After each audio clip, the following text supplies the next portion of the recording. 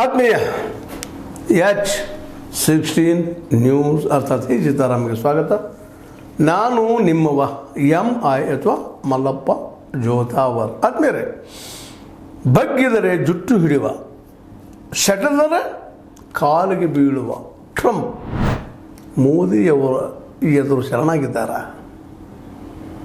ಯಾಕಂದರೆ ಚೈನಾ ದತ್ತ ಭಾರತ ಅಥವಾ ಮೋದಿ ವಾಲಿದ್ದರಿಂದಾಗಿ ಸಹಜವಾಗಿ ನಮ್ಮ ಹಿಂದಿನ ಎಪಿಸೋಡಲ್ಲಿ ಹೇಳಿದರೆ ನಿಮಗೆ ಅಮೇರಿಕಾ ಮತ್ತು ಯುರೋಪಿನ ಯೂನಿಯನ್ ಅಥವಾ ಯೂನಿಯನ್ ಯುರೋಪ್ ಒಂದು ಸೈಡಿಗೆ ಹೇಳಿದ ಅವು ಎರಡಕ್ಕೂ ಇವತ್ತು ಮಾರ್ಕೆಟ್ಗಳಿಂದ ಪರಿಸ್ಥಿತಿ ನಿರ್ಮಾಣ ಆಗಿತ್ತು. ಯಾಕಂದರೆ ಜನಸಂಖ್ಯೆಯಲ್ಲಿ ಅತಿ ಹೆಚ್ಚು ಏಷ್ಯಾ ಖಂಡ, ಅದು ಬಲು ದೊಡ್ಡ ದೇಶಗಳು ಚೈನಾ ಮತ್ತು ಭಾರತ. ಜನಸಂಖ್ಯೆಯಿಂದ ಒಂದು ಕೈ ಮೇಲೆ ಭಾರತ. ಈ ಎರಡೂ ಮಾರ್ಕೆಟ್ ಇಲ್ಲ ಆದರೆ ಬದುಕುವುದು ಹೇಗೆ ಅಂತ ಆರಂಭದಲ್ಲಿ ಟ್ರಂಪ್ ಅವರು ಏನೋ ತಿಳ್ಕೊಂಡಿದ್ರು. ಆದರೆ ಏನೋ ಆಯಿತು. ಅವ್ರು ತಿಳ್ಕೊಂಡಿದ್ರು ನಾವು ಬಗ್ಗಿಸಿದಷ್ಟು ಬಗ್ಗುತ್ತಾರ ಮೋದಿಯವರು, ಭಾರತ ಬಗ್ಗುತ್ತದೆ. ಯಾಕಂದ್ರೆ ಅವರು ದೊಡ್ಡ ವೈರಿ ಪಾಕಿಸ್ತಾನ ಮತ್ತು ಚೈನಾ, ಅವರೆಂದೂ ಹೊಂದಾಣಿಕೆ ಆಗೋದಿಲ್ಲ ಅನ್ನುವಂಥ ಒಂದು ಕನ್ಫರ್ಮೇಷನ್ ಇತ್ತು ಅವರಿಗೆ. ಯುದ್ಧಗಳಾಗಿದ್ದು, ಬಾರ್ಡರ್ ಮೇಲಂತೂ ಸಾಕಷ್ಟು ಡಿಸ್ಪ್ಯೂಟ್ ಇತ್ತು, ಹೊಂದಾಣಿಕೆ ಇರಲಾರಂಥ ಪರಿಸ್ಥಿತಿ ಇತ್ತು ಚೈನಾ ಜೊತೆಗೆ. ಗಾಲ್ವಾನ ಸ್ಥಿತಿ ಆದಮೇಲೆ ಇನ್ನಷ್ಟು ದೂರ ಸರಿದಿದ್ರು. ಇವೆಲ್ಲ ನೆಲೆಯಲ್ಲಿ ಟ್ರಂಪ್ ಅವರು ಒಂದು ರಾಂಗ್ ಡಿಸಿಷನ್ ತೊಗೊಂಬಿಟ್ರು. ಚೈನಾಗೆ ಬೆದರಿಸಲಿಕ್ಕೆ ನೋಡಿದರು, ಸುಂಕದ ಮೂಲಕ ಬೆದರಲಿಲ್ಲ. ಆ ಗಡಿ ಎಷ್ಟು ಸ್ಟ್ರಾಂಗ್ ಇತ್ತು, ಹಿಂಸರಿದ್ರು. ಕೆನಡಾನ ಬೆದರಿಸಕ್ಕೆ ಹೋದರು. ಕೆನಡಾ ಅದು ಶ್ರೀಮಂತ ದೇಶ, ಬಗ್ಗರಿಲ್ಲ, ಹಿಂಸರಿದ್ರು.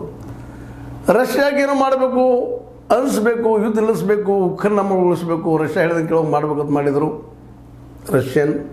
ಚೈನಾ ಜೊತೆ ವಾಲಿದರು, ಬಗ್ಗೆ ಇರಲಿಲ್ಲ. ಹೀಗಾಗಿ ಮತ್ತು ಏನೇನೋ ಪ್ರಯತ್ನ ಮಾಡಿದರು. ಇರಾನನ್ನು ಬಗ್ಗಿಸ್ಬೇಕು ಅಂತ ಪ್ರಯತ್ನ ಮಾಡಿದರು. ಇರಾನ್ ದಾದ ತೆಗಿಲಿಲ್ಲ. ಇಸ್ರೇಲ್ಗೆ ಪ್ರಥಮ ಬಾರಿ ಕೈ ತಿನ್ನಿಸಿದರು. ಅವರು ಸಾವಿನ ಕೈ ತಿನ್ನಿಸಿದರು, ಬಾಂಬ್ಗಳ ಕೈ ತಿನ್ನಿಸಿದರು. ಇಸ್ರೇಲ್ ಬೆದರಿ ಹೋಗಿಬಿಟ್ಟು ಆ ಬೆದರಿಕೆಯಿಂದಾಗಿ ಹಿಂಸರಿದಂಥ ಟ್ರಂಪ್ ಉಳಿದವ್ರನ್ನ ಬಗ್ಸಕ್ಕೆ ನೋಡಿದರು. ಅದರಲ್ಲೂ ಮೋದಿಯವರು ಟ್ರಂಪ್ ಅವರು ಟೀಕಿಸಿದಷ್ಟ, ಆಡಿಕೊಂಡಷ್ಟ, ಭಾಳಷ್ಟು ಏನು ಮಾಡಿದಾರಪ್ಪ ಅಂತಂದ್ರೆ ಮೋದಿಯವರು ಕುಗ್ಗುತ್ತಾ ಹೋದರು. ಅದರಲ್ಲೂ ಆಪರೇಷನ್ ಸಿಂಧೂರ್ ವಿಷಯದಲ್ಲಿ ಬಂದಾಗಂತೂ ಮೋದಿ ಅವ್ರನ್ನ ಏಕಾಂಗಿಯಾಗಿ ಮಾಡಿದರು ಟ್ರಂಪ್ ಅವರು ಇಡೀ ವಿಶ್ವದ ಮುಂದೆ. ಪಾಕಿಸ್ತಾನ ಎತ್ತಿ ತಿಳಿದು ಮಾತಾಡಿದರು. ಪಾಕಿಸ್ತಾನ ಭಯೋತ್ಪಾದಕ ದೇಶ ಅಲ್ಲ ಅಂತ ಹೇಳಿದರು. ಭಾರತನ ಭಯೋತ್ಪಾದಕ ದೇಶ ಅಂತ ಕರೆದ್ರು. ಇವೆಲ್ಲದರಿಂದ ಸೋತಂಥ ಜರ್ಜರಿತರಾದಂಥ ಮೋದಿಯವರು ಮೇರೆಗೆ ಭಾರತ ಆರ್ಥಿಕವಾಗಿ ಇವತ್ತು ದಿವಾಳಿ ಅಂಚಿಗೆ ಬಂದಂಥದ್ದು. ಅದರಲ್ಲಿ ಎರಡು ಮಾತೇ ಇಲ್ಲ. There is no doubt about it.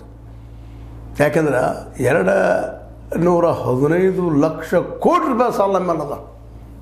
ಸಾಲ ಇದು ಕೊಡೋರು ಹಿಂದೆ ಮುಂದೆ ನೋಡ್ತಾ ಇದ್ದಾರೆ ಭಾರತಕ್ಕೆ.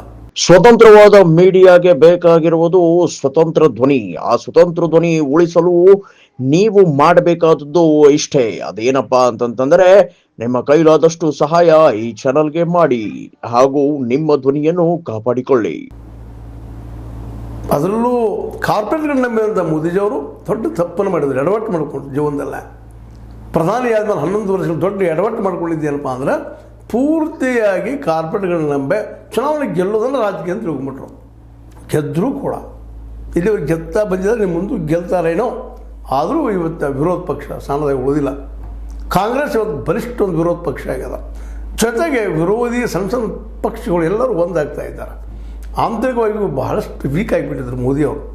ಈ ಎಲ್ಲ ದಿಶೆಯಲ್ಲೇ ಏನನ್ನ ಮಾತಾಡಿದರು ಮೋದಿಯವ್ರಿಗೆ ಉತ್ತರ ಕೊಡಲಿಕ್ಕೆ ಮೋದಿಯವರು ನಮ್ಮ ಟ್ರಂಪ್ ಅವ್ರಿಗೆ ಉತ್ತರ ಕೊಡಲಿಕ್ಕೆ ಹೋಗಲೇ ಇಲ್ಲ. ಅದನ್ನು ತಿಳ್ಕೊಂಡಂಥ ನಮ್ಮ ಟ್ರಂಪ್ ರಾಂಗ್ ಡಿಸಿಷನ್ ತೊಗೊಳ್ತಾ ಹೋದರು. ತಪ್ಪು ನಿರ್ಧಾರ ತೆಗೆದುಕೊಳ್ತಾ ಹೋದರು. ಹೇಗಾದರೂ ಭಾರತನ ಅಂಜಿಸಬೇಕು ಅಂತೇಳಿ ಚೈನಾ ಜೊತೆಗೆ ಒಂದು ಸ್ವಲ್ಪ ಕಡಿಮೆ ಮಾಡಿಕೊಂಡ್ರು, ರಷ್ಯಾ ಜೊತೆಗೂ ಕಡಿಮೆ ಮಾಡಿಕೊಂಡ್ರು.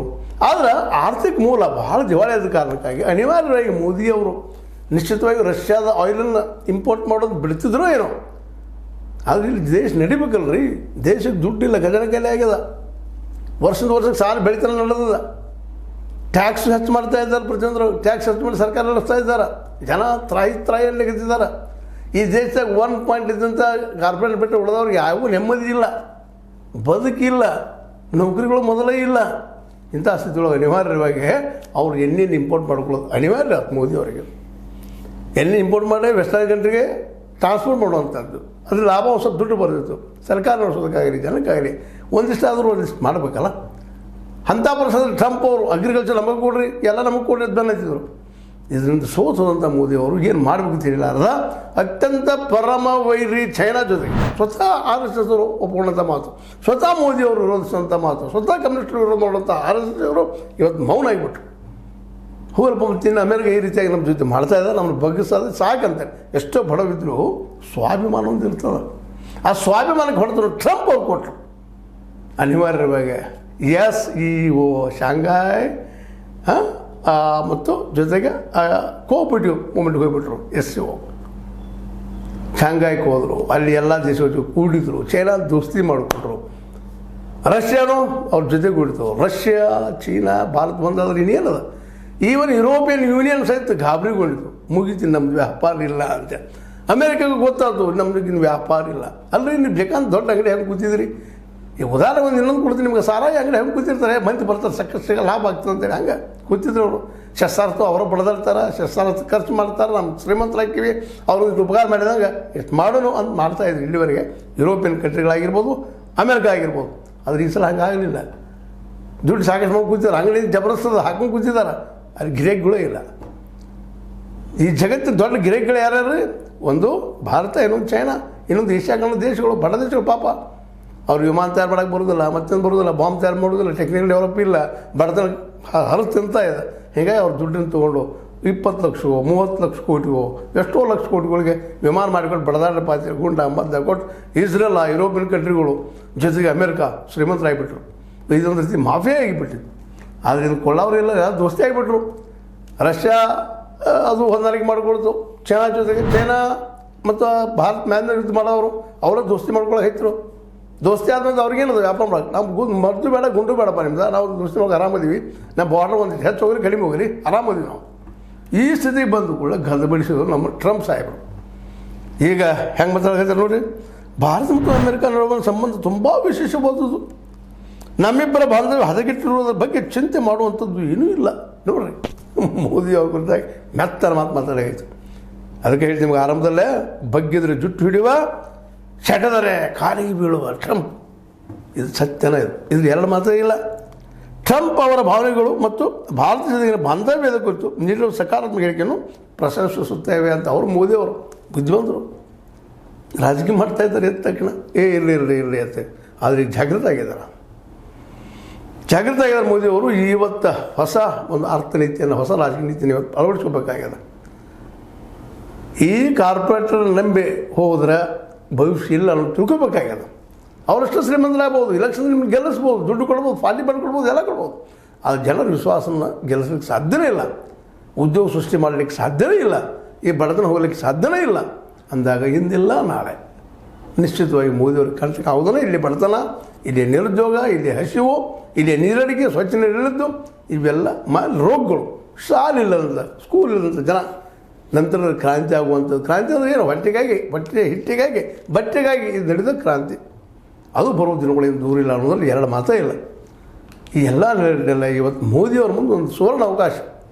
ಎಲ್ಲರೂ ಇವತ್ತು ಮೋದಿಯವರ ಸ್ನೇಹವನ್ನು ಬಯಸೋರು ಚೀನಾ ಆಗಿರ್ಬೋದು, ರಷ್ಯಾ ಆಗಿರ್ಬೋದು, ಅಮೆರಿಕ ಆಗಿರ್ಬೋದು, ಈ ಎಲ್ಲರಿಗೂ ಗೊತ್ತಾಗಿದೆ. ಈ ಸಂದರ್ಭದಲ್ಲೇ ಇಲ್ಲಿಯ ಮೂಲ ಉದ್ಯೋಗ ಕೃಷಿ ಆಧಾರಿತ ಉದ್ಯೋಗಗಳನ್ನು ಬೆಳೆಸ್ಕೊಳ್ಳುವಂಥ, ಸ್ವಾವಲಂಬಿ ಆಗುವಂಥ ಒಂದು ಹೊಸ ಯೋಜನೆ ಇವತ್ತು ಮೋದಿಯವ್ರು ಹಾಕಬೇಕಾಗ್ಯದ. ಆಲ್ರೆಡಿ ಹೆಜ್ಜೆ ಇಡಲಿಕ್ಕೆ ಅದು ಬಿಡಬಾರ್ದವ್ರು. ಗಾಂಧಿ ಕೊಟ್ಟಂತಹ ಅಸ್ತ್ರ, ಅತ್ಯಂತ ಪ್ರಬಲ ಅಸ್ತ್ರ ಯಾವುದಪ್ಪ ಅಂತಂದ್ರೆ, ಪ್ರತಿ ಹಳ್ಳಿಯೂ ತನ್ನ ಕಾಲದಲ್ಲಿ ನಿಲ್ಲುವಂಥ, ತನ್ನ ಜೀವಿತ ಮಾಡುವಂಥ ಸಣ್ಣ ಕೈಗಾರಿಕೆಗಳು ಇವು. ಯಾಕೆ 145 ಕೋಟಿ ಆಗಿದ್ದು ನಾವು ಅವ್ರಿಗೆಲ್ಲ ಉದ್ಯೋಗ ಕೊಟ್ಟಾಗ ಮಾತ್ರ ನಾವು ಉಳಿಲಿಕ್ಕೆ ಸಾಧ್ಯದ. ಇಲ್ಲಾದ್ರೆ ಯಾವ ರಾಜಕಾರಣಿನೂ ಭವಿಷ್ಯದಲ್ಲಿ ಉಳಿದು ಭಾಳ ಕಷ್ಟ ಅದ. ಎಷ್ಟು ಸಲ ನೀವು ಸಾರಾಯಿ ಅಥವಾ ದುಡ್ಡು ಹಂಚಿ ಆರಿಸಿ ಬರೋರಿದ್ದೀರಿ. ಹೊಟ್ಟೆ ಕೂಳು ಇಲ್ಲಪ್ಪ, ಆಹಾರ ಇಲ್ಲಪ್ಪ, ನೀವು ಒಳ್ಳೆ ನೀರು ಇಲ್ಲಪ್ಪ, ಒಳ್ಳೆ ಇಲ್ಲಪ್ಪ, ಇಂದಿನ ಕ್ರಾಂತಿ ಆಗೋದನ್ನು ಆಗ ಒದ್ದಾಡೋದು. ಈಗಾಗಲೇ ಗೊತ್ತಾಗ್ಯದ ಏನಂತೇಳಿ ಮೋದಿಯವ್ರಿಗೆ. ಈಗಾಗಲೇ ಸೋತಾರ ಯಾರು ಎಂಥವ್ರಪ್ಪ. ಇವತ್ತು ಮಾರ್ಕೆಟ್ ಹೋಗ್ತಂತ ಬಂದಿದ್ದಾರೆ. ಟ್ರಂಪ್ ಅವ್ರಿಗೆಲ್ಲ ಬರ್ತಾ ಇರಲಿಲ್ಲ. ಚೈನಾ ಆದರೂ ಸಹಿತ ಅದು ಮಾರ್ಕೆಟ್ ಬೇಕಾಗ್ಯದ, ಅದಕ್ಕೆ ದೋಸ್ತಿ ಮಾಡ್ತಾ ಇದ್ದಾರೆ.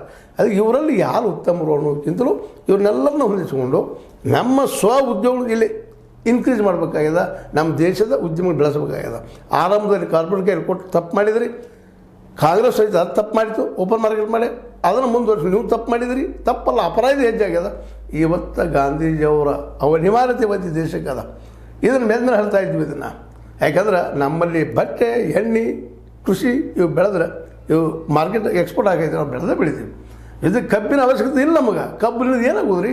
ಸಾರಾಯಿ, ಸಕ್ಕರೆ ರೋಗ, ಸರೇ ನಮ್ಮ ಜೀವನ ಹಾಳು ಮಾಡುವಂಥದ್ದು.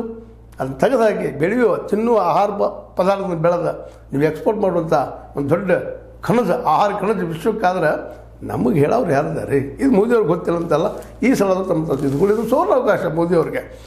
ಎಲ್ಲರೂ ಬಗ್ಗಿದ್ದಾರೆ. ಇವತ್ತು ತಾವು ಎದ್ದು ನಿಲ್ಲುವಂಥ ಕೆಲಸವನ್ನು ಮಾಡಿದರೆ ನಿಶ್ಚಿತವಾಗಿ ದೇಶಕ್ಕೆ ದೊಡ್ಡ ಭವಿಷ್ಯ ಆಗ್ತದೆ ಅಂತೇಳಿ ನನಗೆ ಅನ್ನಿಸ್ತದೆ. ನಿಮಗೇನು ಅನ್ನಿಸ್ತದೆ? ಸರಿ ಅನ್ನಿಸ್ತದೆ? ತಪ್ಪು ಅನ್ನಿಸ್ತದೆ? ನಾವು ಸರಿ ಅಲ್ರಿ, ತಪ್ಪಲ್ಲ ಏನಾದರೂ ಅಲ್ರಿ. ಈಗ ಹೇಳಿದ ವಿಷಯವನ್ನು ಚರ್ಚೆ ಮಾಡಿರಿ, ವಿಮರ್ಶೆ ಮಾಡಿರಿ, ವಿಚಾರ ಮಾಡಿರಿ ಅಂತ ಹೇಳ್ತಾ H16 ನ್ಯೂಸ್ ದೇಶ ತಾರಣ ಸತ್ಯ ಕೈಗೊಂಡು ವಂದನೆಗಳು.